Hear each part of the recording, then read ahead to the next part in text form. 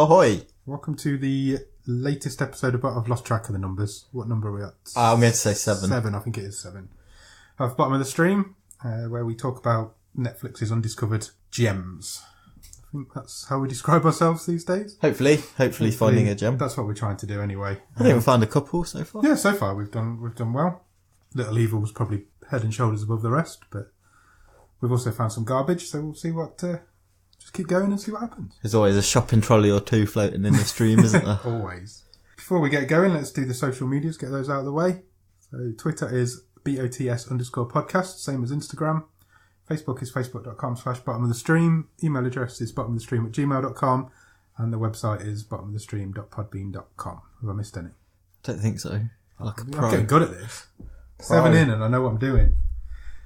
That being said, shall we start talking about this week's film? Yes.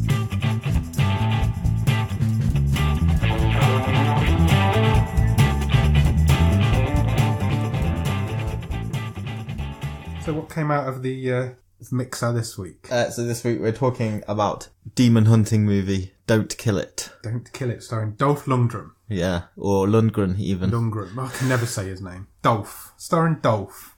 It's from 2016. Yes, and it is the shortest film we've reviewed so far. Clocks in at 1 hour and 23 minutes. Yeah, in parts it didn't feel like the shortest film. Possibly. I think that's fair. Yeah, I think that's fair. So I'm going to hit you with a knowledge bomb at the start. I like a knowledge bomb. I love your knowledge bombs. So you've seen another film by the director I of wanted this to film. hit you with this knowledge bomb. Now you're going to hit me with it. We've knowledge Curse the bombed research. ourselves. Yeah, the director of this film Fragged directed, ourselves. Big Ass Spider. Yeah. Which is one of the funniest films ever made. Big Ass Spider was alright, yeah. Yeah, it was really good. It's You got to be really careful which words you enunciate in the film title. Big Ass Spider. Yeah, you have. I've never really thought about that, but you definitely have got it. So it stars Greg Grunberg. Big Ass Spider does, yeah. Big Ass Spider does, and it is fantastic. Yeah, it's one of those low-budget monster flicks that came out a few years ago. Proper schlocky B movie. Yeah, it's fun. Yeah. It's a lot of fun. It's definitely check Big Ass. We've got into the habit the last few episodes of just recommending different films. But yeah, definitely get into. But that's going to happen because we're going to be. It's a coincidence that the last few films we've done, we've seen films by previous director. Yeah. So the Hollywood merry-go-round. Definitely, yeah, it's interesting. You've not mentioned his name. This director. I haven't. No. What is his name? Mike Mendes. Mike Mendes. That's him. Yeah, check him out. He's good so far. Before we give the premise of this film, can I read the first few notes that I made about this film? Yeah. So I'm going to read them as I've written them. Okay. Up until the title card of the film. It's going to be an insight into your mind. This is the sort of pace that this film moves at, right? So I've written, man shoots deer, dog goes after it. Right. Dog finds gold pot, dog attacks man, man shoots dog. Man goes home, murders family, man is definitely possessed. Slaughters neighbours, cleavers one, boils one's face. Neighbour man kills him, man dies, neighbour man is now possessed, kills his daughter, hit the title card. That's the sort of thing we're getting from this film. It's crazy. Yeah, so I may veer a bit as we talk about this. Yeah, definitely. Because I'm still not sure if I like this film or not. I liked parts of this film a lot. Yes. I didn't like parts of this film a lot. Give me your one-word review then before we keep going. Dolph. Dolph. That's just a man who's in it. Yeah. You've really got to start thinking about your one-word review. I can't even say one-word reviews. Your one-word reviews. Middling. Yeah. No, I think I probably enjoyed it more than you did. I quite enjoyed this. It was. What's your word then? I don't know. It's your job. Okay. Entertaining, fast. It moves at a heck of a pace. This film.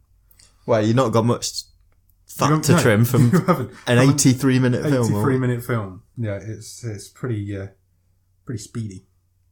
So what is the basic premise of the film then? Is that a demon is unleashed onto this town. Yeah, so it's a sort of sleepy backwoods American town. Chicory Creek, Mississippi. Great name. Yeah. There's some good names in this film. Yeah, I will give it that. There are. So yeah, demons unleashed onto the town. The demon manifests itself into a human, and whoever kills that particular human then takes on the form of the demon. And basically it just switches around until it can't switch around anymore.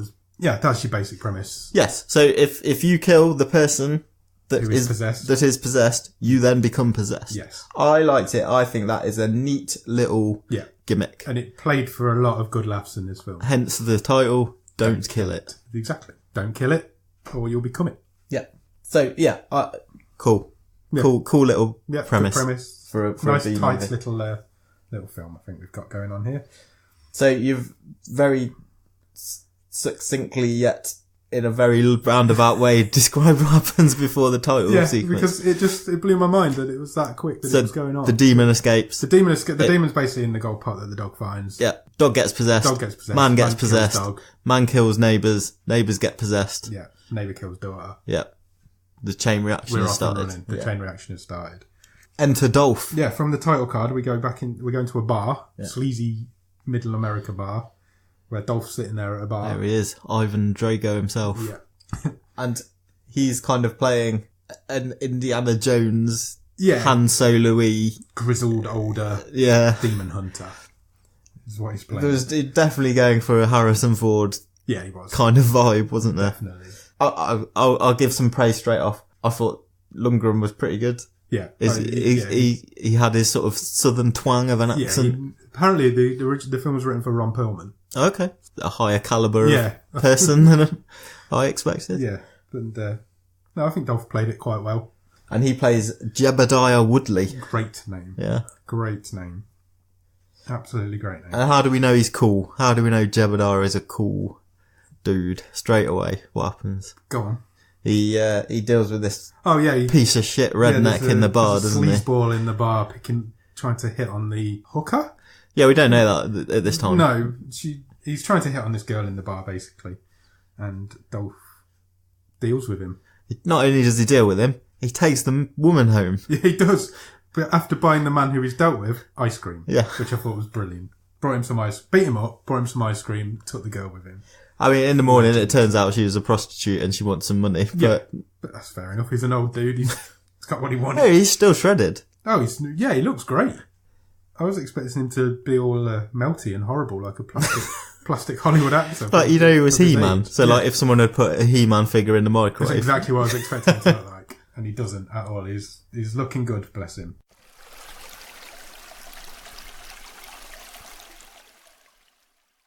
As they wake up in the morning, there's some news comes through on the radio that there's been a triple murder. Triple homicide. In the town. Yes. And this pricks Jebediah's ears up. Yep. And we then cut to the local sheriff's office where FBI agent Evelyn Pierce. Evelyn Pierce, another good name. Has arrived. Yeah. Because she has also heard about what is now being described as the third triple homicide in the last few days in this town. A triple homicide in a week. Essentially all the stuff we saw before the title card. Yeah. And the chief of police, Chief Dunham, even though there's been 9 murders in a couple of days, is like, nothing, it's just our little town, it's nothing to be worried about. He played it really well. Totally underplays the seriousness of what's happening. This guy played it really well all the way through. I thought it was just like the sheriff who doesn't want any hassle. He just wants to live his quiet little life in this little sleepy backwater town. And I thought he was really good. He played it really well. So he's in that. Evelyn goes to talk to the chief of police, and there's another, again for the second time in 3 films, a creepy pastor / reverend / another one. We're getting a lot of these. So he's been in there with the chief as well. Yeah. And a Dolph turns up. Yeah. Jebediah. And he tries to explain that he's a demon hunter. He's seen this demon before. Yeah. He can help them. He just walks straight into their meeting. He doesn't. They're obviously, they're not buying this at all. No, they get him arrested and throw him out. I didn't understand why they arrested him. No, he didn't even do anything wrong. He hadn't done anything wrong. No, I thought that. Anyway, they chuck him in the slammer, which I thought was harsh. Just for being ranty like a crazy person, I think. But anyway, he mentions, as he's being dragged away, doesn't he? Yeah. Ask them about their eyes. He says something like that. Yeah, so, because as Evelyn leaves, he says to her, Evelyn, incidentally, there's a character in He-Man called Evil Lynn. Yes, and they call her Evil Lynn at the start. They call her Evil Lynn in the film. I think that was intentional. Yeah, I think it must have been. Maybe I'm not giving this film enough credit. It's got to be, surely. There's a He-Man. He-Man's in the film and there's a He-Man reference. It's not coincidental, that. I like the fact also that Dolph Jebediah doesn't smoke, he vapes. Yeah. Which is very much a sign of the times. He's caught vaping quite a few times in this film. So Agent Pierce goes and interviews the survivor. Yeah, the mother of the last family survived. Yeah. So she's in hospital.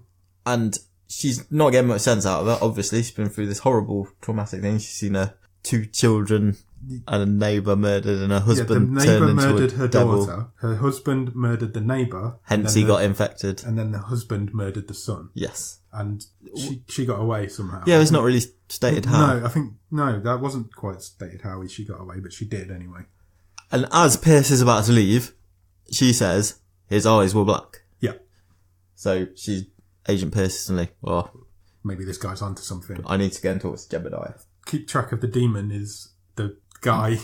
Their husband is still currently the demon. Yes. So he's out. As far as we know at this time, he's out there. He's on the loose. On the loose. I'm going to try and keep track of the demon all the way through this, but it gets quite complex at one point.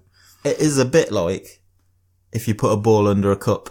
Yeah. And then you're trying to keep track work out which cup is under. Yeah. So they get Jebediah out of the cells. They take him for breakfast. Yeah, ribs. Yeah.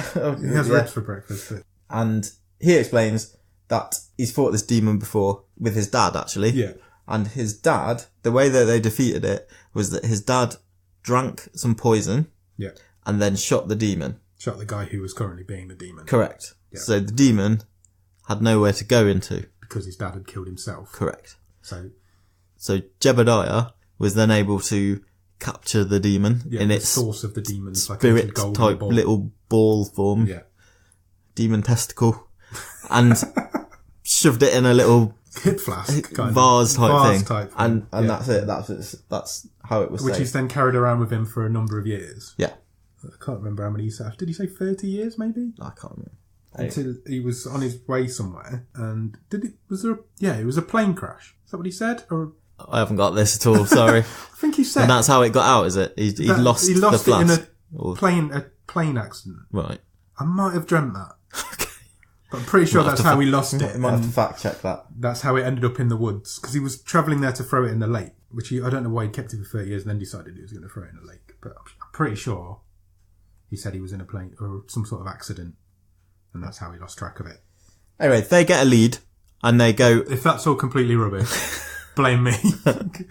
Well, I'll take it. Oh, it's not important. No, it's not important. The demon got out. Given the tone of this film. So Jebediah and Pierce team up. Yeah. So they get a lead because they get a report of another guy living out in the woods who shot the demon. The demon, yeah. There's a really good scene where they're releasing him from prison and the cops are going through all of his possessions. It really made me laugh because he was like, oh, here's his gun, here's his whip, here's his animal trap. And it was pretty, he had this massive coat on. Oh, his net gun. His net gun. He had all these things on inside and it was I noted that down as a great scene. But yeah, they go to this house where they believe the demon is residing and they net the guy. They shoot. He's got a really cool net gun. Yeah. Where basically it's a great big gun with a net in it. That is a net gun, yeah. Yeah. And you shoot it and it's weighted and it takes the guy down. And they shoot this guy with the net and turns out this ain't the guy. It is the guy. It is the guy. But and he did shoot the demon. Yeah. But it turns out he did not kill the demon. Exactly.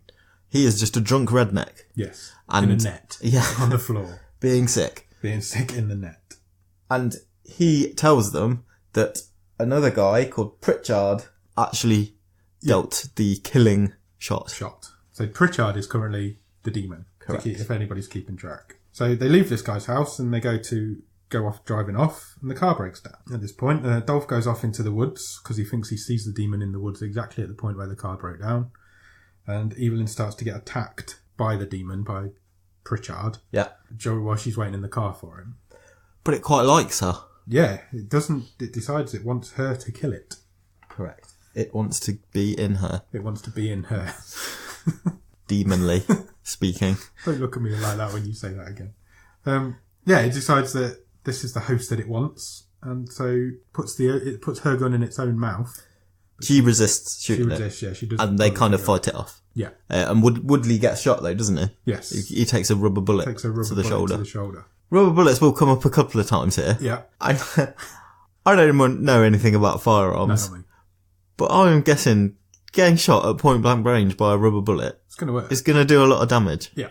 And it's just kind of shrugged off a few times in this film. There's one where it's literally point blank range and nothing happens from it. It's like, he shoots the priest. Oh, we'll come to that, but he shoots the priest at one point, and he's like, oh, it's alright, it's only a rubber bullet, mate. Yeah. And he gets up, he's like, oh yeah, that didn't hurt that much.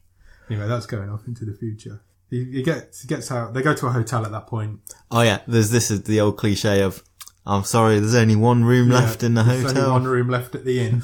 So he sews himself, pulls his own bullet out of his own arm and sews himself up and sorts himself out. She decides she wants to get changed. Yeah. So she asks him to turn away while she gets changed. So he turns. Massive mirror on the wall. Massive mirror on the wall, right in front of him. How she hadn't noticed it, I don't know, but he might as well have just stared straight at her because he was looking completely at her in this mirror. Maybe they don't teach mirrors in FBI school. Maybe not. And he sees marks on her back. Yeah, they're like birthmarks on her shoulder blades. Correct. He immediately goes outside, calls one of his demon hunting friends, and asks to do a check on Agent Pierce. Yes. And see if they've got any info on her. Yes. She walks out. Oh, we've not said that she's from this town as well. That's correct, She's come back to this town, coincidentally. She's had some history in the town in the past. And their family were all forced to leave. I don't think it's not really important to the story what happened. No, it says she had, all I've got is she had a near-death experience as a child. Yeah. But I can't, either I can't recall or it's not stated what that actually is. It's not important. All you need to know is that she once lived in the town. Her family got ostracised from the town.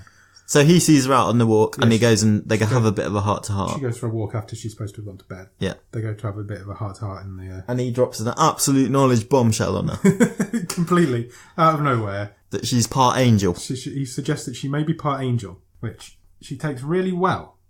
She's not that surprised. She doesn't seem that surprised. But she has just tried to have a demon go into her. Yeah. So it's all relative, I suppose. Not the biggest news you've heard today, I suppose. The fact that demons are real is probably bigger. He also tells her that if she does ever get possessed, then that would unleash hell on earth. Yes, she may end the world because demon plus angel equals bad times. Yeah. So that's quite a knowledge bomb that she gets hit with. So I've got to be honest, I don't really like any of that. I thought it got, considering this is such a short film, it was a hell of a lot of exposition. It got bogged down in the explanation. It got really bogged down. It's not for very long, but yeah, you're right. It did get bogged down in it a little I think for me, go on. We'll maybe come to this more at the end. I think the charm for me wore off. The novelty of it being Dolph Lundgren wore off quite quickly for me. And save for the bit we're probably going to talk about in a minute. We're definitely going to talk about it in a minute. I don't know. I just didn't quite... like I say, I didn't find it very... I found it quite a charmless film. And it just didn't quite click for me, personally. Okay. But we'll discuss at the end now what we both equally thought of it. So at this point they decide they get back to the sheriff and they decide they need to call a town meeting. Yeah, let everyone know that there's demons. Yeah, we're going to let larking this around. Fully 100% Christian town of redneck Americans know that there's demons on the loose inside their town. It's a really great idea. Just as they've started the town meeting. Yeah. The pastor is going to walk out. Yeah, he leaves. He does leave. But he gets offended because the sheriff says that the killings might be due to a supernatural connection. Yeah. And he wasn't impressed with that. Nor was Woodley, because he took over the meeting as soon as he said that.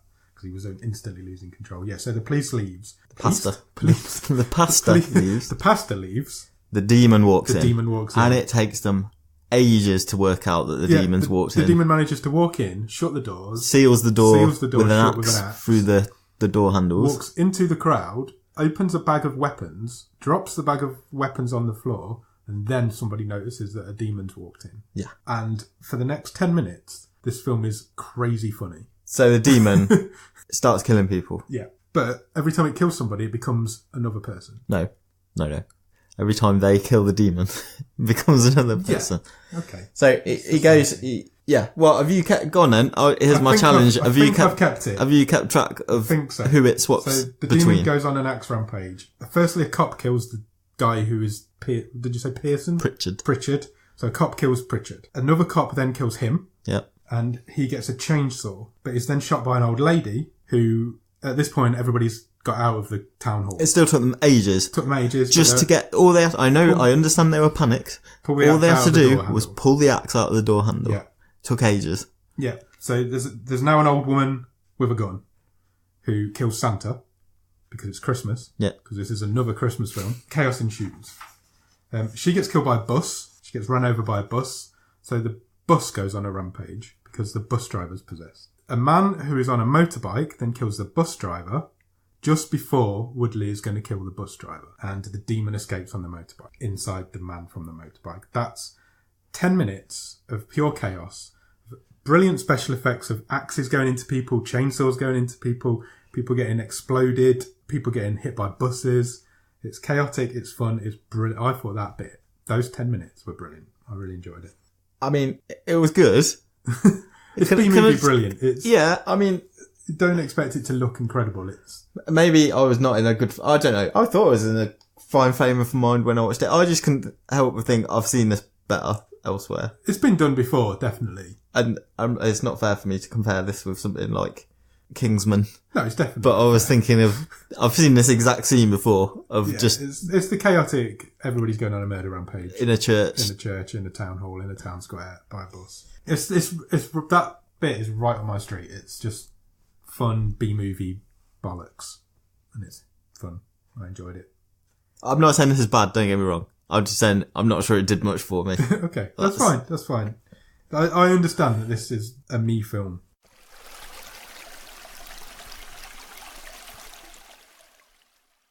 The guy goes to a house. The guy who's currently a demon. Yep. So he's on his motorbike. So he's the sort of Hell's Angels type guy. He tends to put a house with two little girls inside. Yes. So the little girls are in their own because everyone's gone to the town meeting. Yeah. So initially I thought this guy must be their dad. Exactly what I thought. That is not the case. That is the conclusion you should jump to. That is also not the case. Yes. So the demon picks up one of the little girls by the throat, and the other little girl... She got a shotgun. She's packing heat. She is. We don't actually see her kill him. No. Because the next thing it cuts away at that point, but it's implied. Yeah. At this point, the sheriff, he abandons the town. Yeah, he's gone. He gets in his truck and drives off. He just leaves. The priest from the church, this is the point where Jebediah goes into the church. Yeah, so people start gathering in the church because they've seen this horrible event at the town hall meeting. Yeah. And Jebediah and Pierce sort of follow people into the church because they wonder why are all these people going in there? Yeah. So they walk in, and the pastor, who was lost it, because there is no logic to this whatsoever, jumps to the conclusion that because they're strangers, Jebediah and Agent Pierce must be in league with the demon. Yeah. And they're all in it together. So he starts flicking holy water at him. Yeah.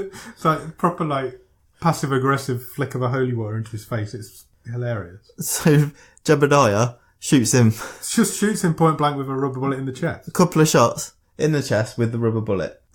Just to calm him down. Please someone tell me, is this not going to kill you? If I shot, as far away as I am from you now, if I shot you with rubber bullets... Yeah. If it's not going to kill me, it's going to knock me out. You're not shaking it off? No, I'm not walking it off. I'm definitely not going to work. This is an old guy as well. Yeah, he's an old chap. But it's really funny because everybody else who's in the church starts screaming and thinking, oh my God, he shot the priest. And then he just goes, oh, don't worry, it's just a rubber bullet. And they'll go, oh, okay. It's fine. Yeah. So they exit the church having committed priesticide. And the little girl's dad turns up. Yes. And says, my little girl has turned into a demon. I've locked her in the basement. Yeah. Can you come and help me? Come and help me sort it out. So they go back to this guy's house. Jebediah explains the poison plan, which has worked before. He tells this girl's dad that he's got to drink the poison. And he agrees to it, to be fair. Yeah. To free up his little girl from the demon. Yeah. He has to shoot her. Yeah. And take the poison himself. Yeah. And to mirror what his own father did. Correct. So, the guy, Jebediah makes the poison, the guy drinks it. They're just about to go downstairs to the basement to enact this plan when the FBI turn up. The FBI always ruin everything. Like SWAT team style. They just burst through the door, through the windows. Agent Pierce has called them. Yeah. Which again makes no sense. Why would she have called them? Yeah. Especially at that point. When she's been in this whole thing. From the beginning. Yeah. I think we just needed new characters at that point. Yes. We've run out of people to possess. So the man dies. Yeah, of the poison. Of the poison, without successfully killing his daughter. And Jebediah gets arrested. Again. And the FBI decide, there's a little girl in this cupboard. Let's let her out. Bad move. She launches herself. She does. She's a badass. She proper shoots out of that door. So she possesses a FBI man. Yeah, she kills a load of the FBI guys first. Yeah. One of them shoots her. Yeah. So now we have an FBI man who is the demon. But not the lead FBI guy. Not the lead FBI guy. Who already knows Pierce and they've obviously got a knowledge of each other. So Dolph gets released from the car. Yeah, because Pierce tells the FBI agent to release him because the demon comes running out of the house. And the guy who is the demon at this point gets a non-lethal kill shot to the chest. And a non-lethal kill shot? That's not a thing. A non-lethal shot to the chest. You've said kill shot because it's going to kill him. Because eventually it does kill him. But at this point, the main FBI man, Dolph and Evelyn, I've called him Dolph, Jebediah and Evelyn are in a car together. Yeah. And they ask him, was it you who shot the demon guy? And he says yes. Yes. So they get out of the car. Yeah. Try to tie him up.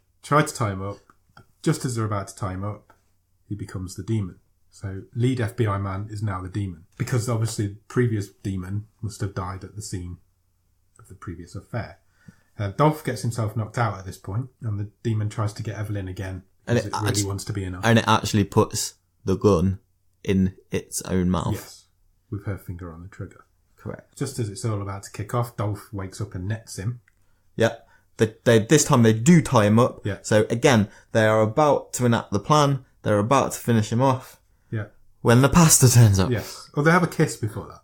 Right. There's a little kiss before that. But yeah, they tied this guy up upside down from a tree. Again, for the fourth or fifth or probably sixth time, counting all the times he was about to shoot the people in that melee in the middle, they're about to enact the plan and solve this issue when someone else turns up. Yeah, this time it's the pastor. And all of his flock. With a posse. Yeah. Pasta posse. Pasta posse. That sounds like an Italian restaurant. It does. And they stop that happening. Yeah. So they release the demon. Yeah.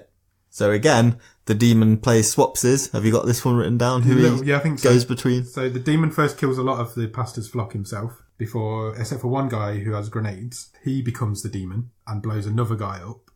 The pastor then shoots him, and then the pastor becomes the demon. Yeah. Yeah. The pastor hasn't got any weapons though, has he? No. So he confronts Jebediah. Yes. And how is he going to try and kill him? Because this bit was pretty cool. Have you got that? No. So he's got Jebediah up against a tree. Yeah. Using his demon strength. Can you remember this? He puts his finger in his mouth. Oh yeah, he does. Yeah, the pastor puts his own finger in his mouth. Yeah. He bites his finger off, leaving just the bone. Yeah, so he's created like a shiv. Yeah, out of his own finger bone.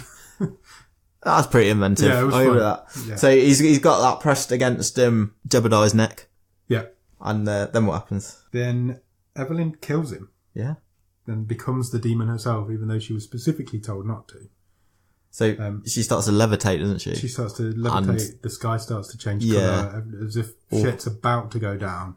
She suddenly opens up her hand, and she has a grenade pin in her hand. Yeah. And her vest is covered in grenades. Yeah. And she explodes the shit out of herself. There's gunk everywhere. FBI. There is FBI juice all over the ground. She is a goner. That is the end of Evelyn and the demon. The demon has nowhere to go. The demon has nowhere to go because she has killed herself. Yeah. And his little gold demon testicle comes out. And Jebediah puts him in a hip flask. Yeah. And problem solved. Everybody's saved except for Evelyn, who's a mess. It was a necessary sacrifice. It was a necessary sacrifice. Most of this town is dead. Yeah. The sheriff's done one. He's cleared off somewhere. He's gone to sell his story to National Enquirer or something. Jebediah gets a boat. So he goes to Mexico. We know that because there's a Mexican flag on the boat. Yeah, okay. So he's again, there's a great big lake just down the road. He's gone to Mexico. Well, he wants to catch some rays. He's got this toned body to, So he's on this boat. He stops the boat in the middle of the ocean. You know it's an ocean because of what comes next. He lobs the hip flask containing the demon in the sea. Container into the sea. And a fucking shark eats it. cut to credits, end of film. I liked the end. I loved the end. Hopefully we get a demon shark film as a sequel. It just made me laugh because we've obviously reviewed Bait. Yeah. And it just made me think, what would make this film better? It would be if there was a demon shark version. Yeah. 2016 was all about the shark films, and it needed it. And it had it. It finished with a shark eating a demon. I thought it was a lovely little twist / tease at the end. Because Dolph Lundgren against demon sharks, I would watch that. That's my kind of shit right there. That is for me. This film is for me. This is... If you're into B-movie, monster movies, low-budget demon movies, then this is for you. This is right on my street. It's the sort of thing I'm into. So I enjoyed parts of this film. I enjoyed that it was so short. I think if it was any longer, I think it probably would have gone too long. I think it needed to be 1 hour. What did I say? 1 hour, 23 minutes? Yeah, something like that.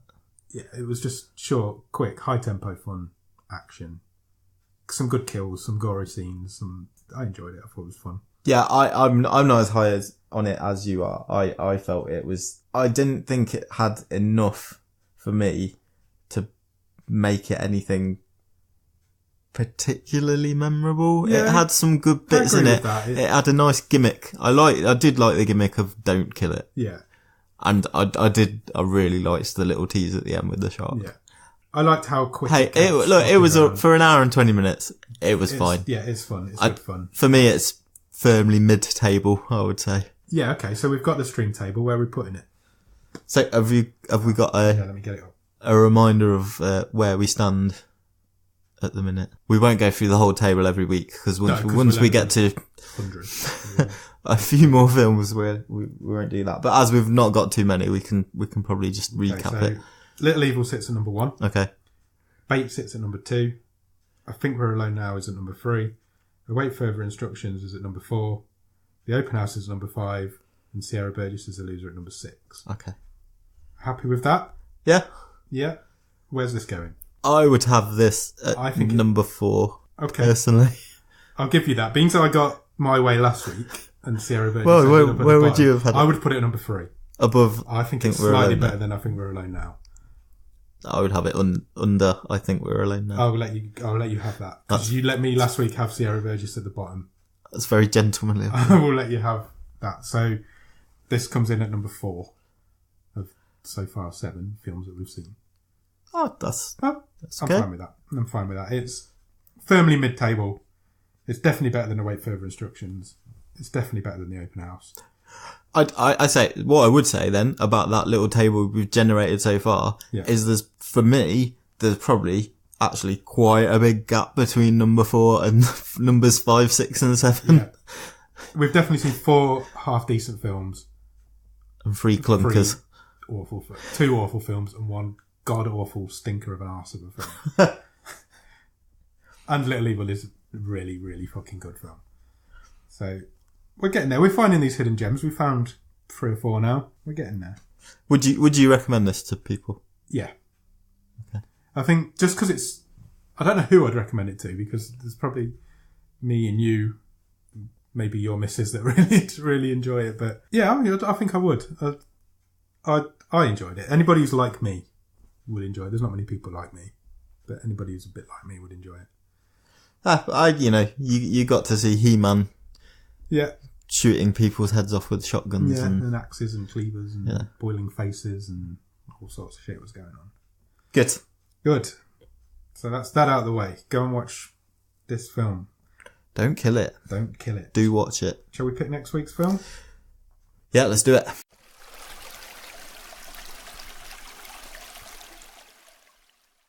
Right, let's pick next week's film. Let me find the app on my phone. What's it called? There it is. Right, I'm going to press the button. You're going to see what it is. Okay. Press that button. You just said you were going to press the button. You're going to press the button. Okay. Because I can't see the button now because you're looking at the phone. That's what confused me. Right. What do we get? Murder Party. Now that sounds like a good fun night. Murder Party. Okay, let me look up Murder Party and we'll see what that's all about. I think I can have a good guess from the title. This is an older film. Okay. So this is from 2007. Wow. Ancient. It's a 12-year-old comedy drama horror film called Murder Party. It's 15. And it says, a random invitation to a Halloween party leads a man into the hands of a rogue collective intent on murdering him for the sake of their art, sparking a bloodbath of mishap, mayhem and hilarity. Oh, we're going comedic. A hilarious bloodbath. We're going comedic with nobody of any great note in it at all. A lot of the people in this film don't even have pictures on IMDb. Cracking. That should be interesting. Yeah, it's going to be a fun one. There's a guy called Chris Sharp in it. Does it say what country of origin? America. Okay. So it was released on March 12, 2007 in America. And yeah, that's what we've got next week. So this feels niche. This does feel very niche. I like it. It's won some awards looking at this. Audience winner at Sundance. Okay. Good. Murder Party. Let's go out and watch that, and we'll be back next week to review it and talk about it and see what we thought of it. Until then, goodbye.